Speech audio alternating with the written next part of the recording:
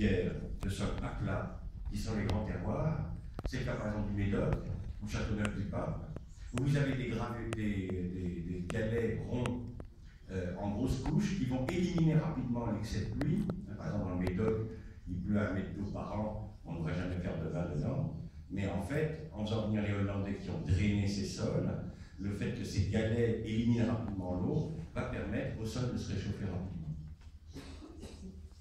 Vous avez ensuite une géologie. Cette géologie va dépendre du type de roche que vous avez. Ça fera des vins complètement différents. Vous avez 3 types de roches dans le monde. Les roches métamorphiques, les schistes et les granites, 90% des roches du monde.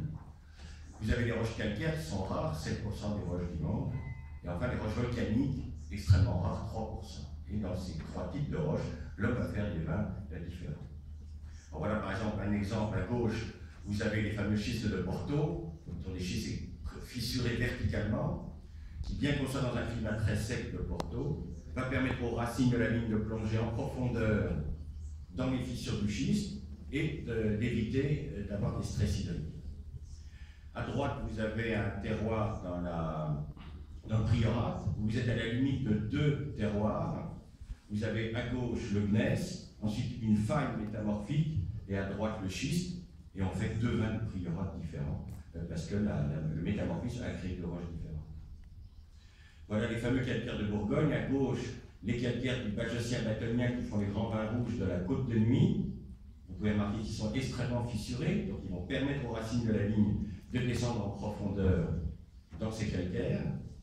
Et à droite, vous avez le calcaire de l'Oxfordien de Montrachet, qui fait les grands blancs de Montrachet, lui aussi très fissuré, et qui permettent aux racines de vigne de descendre.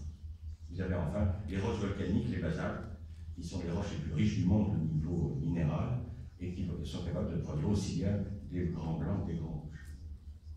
Et enfin, dernière dimension physique, naturelle, le sol. Et là, le sol, l'homme peut avoir une influence extrêmement importante. C'est que l'homme peut gérer son sol, l'améliorer. Au contraire, il peut le détruire en mettant des composés toxiques dedans, en faisant passer des rippers, en le détruisant mécaniquement. Il peut casser des grands terroirs s'il ne respecte pas l'intégrité de ce sol. Dans cette complexité, un climat, une topographie, une géologie, un sol, a été mis en valeur par les hommes grâce à la vigne. Et dans cette vigne, l'homme, au cours des siècles, a sélectionné des cépages. Qu'est-ce que c'est que le pinot noir? C'est Vitis vinifera, cultivé pendant 2000 ans en Bourgogne.